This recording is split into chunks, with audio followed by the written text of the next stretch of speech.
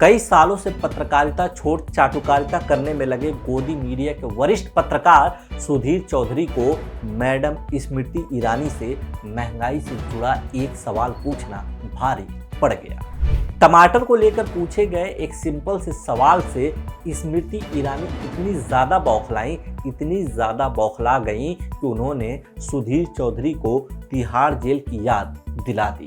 खैर, गनीमत है कि उन्होंने चौधरी को नौकरी से निकलवाने की धमकी नहीं दी, वरना कुछ दिन पहले तो उन्होंने एक पत्रकार को नौकरी से निकलवाने की धमकी देकर निकलवा भी दिया था।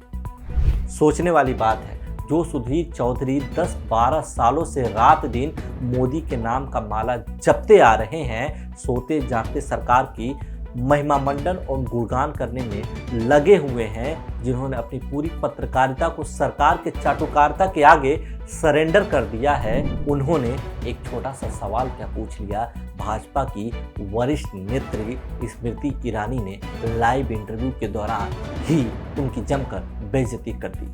बेइज्जती भी ऐसी कि सुधीर चौधरी इधर उधर देखते रह गए। ऐसा लगा जैसे सुधीर चौधरी के चेहरे पर शून्य का भाव उत्पन्न हो गया है, दिन में तारे दिखने लग गए हैं। उनके साथ भी ऐसा हो सकता है, उन्होंने इसकी कल्पना सपने में भी नहीं की हो। एक बहुत साधारण सा सवाल ही तो चौधरी ने मैडम स्मृति ईरानी से पूछा था कि क्या आपके घर में तब चर्चा हुई थी जब टमाटर 250-300 रुपये पर किलो बिक रहे थे। जवाब में स्मृति ईरानी तिलमिला गई। उन्होंने कहा, आप इस मुद्दे को महत्वहीन बना रहे हैं। इसके तुरंत बाद सुधीर चौधरी ने केंद्रीय मंत्री की रिएक्शन को व्हाट अबाउटरी करार दिया। गुस्से से लाल स्मृति ईरानी ने सुधीर चौधरी को उस जवाब देने की जगह उल्टा सवाल दाग दिया। कहा कि मैं आपसे भी पूछ सकती हूं कि जब आप जेल में थे तो क्या हुआ था।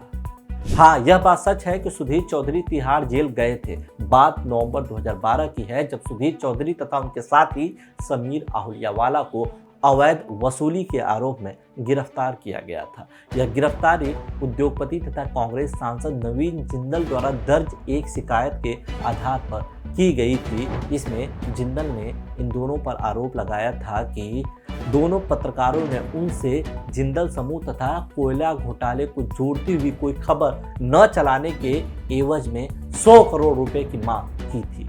रिश्वत मांगते हुए एक वीडियो भी सामने आया था। तब दोनों को तिहाड़ जेल में 14 दिन की न्यायिक हिरासत में यानी कि जुडिशियल कस्टडी में भेज दिया गया था।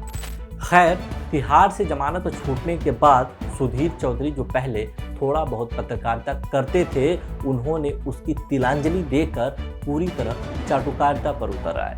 मनमोहन सरकार और कांग्रेस के खिलाफ आग उगलने लगे। रात दिन सोते जागते मोदी मॉडल के बारे में बात करने, गुजरात मॉडल के महिमा मंडन करने में लीन हो गए।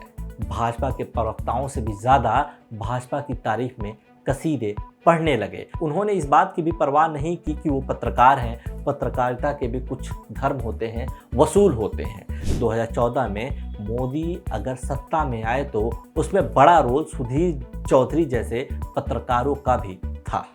भाजपा और मोदी सरकार के लिए इतना सब कुछ करने के बावजूद सुधीर चौधरी को टमाटर को लेकर एक छोटा सा सवाल पूछने पर स्मृति ईरानी द्वारा उनकी औकात याद दिलाना कहीं से भी उचित नहीं है। हालांकि सवाल बहुत लाइट वे में पूछा गया था। सवाल में कहीं भी महंगाई को लेकर मोदी सरकार पर उंगली नहीं उठाई गई थी। फिर भी स्मृति ईरानी ने उनकी बेइज्जती करने और जेल के दिनों को याद दिलाने में कोई कसर बाकी नहीं रखी। यह तो भला हो सुधीर चौधरी का, जो उन्होंने अल्पसंख्यक मंत्रालय में हुए 144 करोड़ से ज़्यादा के घोटाले पर सवाल नहीं पूछा, वरना मैडम स्मृति ईरानी पता नहीं उनके साथ क्या सुलूक करती।